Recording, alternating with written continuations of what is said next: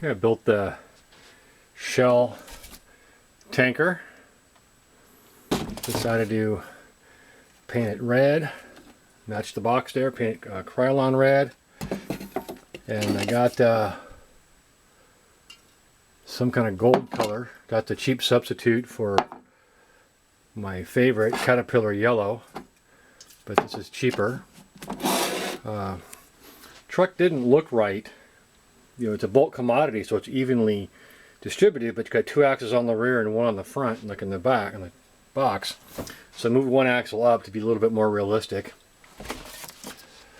So, and that is correct. I am a Terminator fan, so it's Cyberdyne Systems. I just bought the stickers and chopped it up. Didn't really like that combination, so what I got was, I got it for this, to put it here, and then haul it behind my big truck there. That is legal in some states.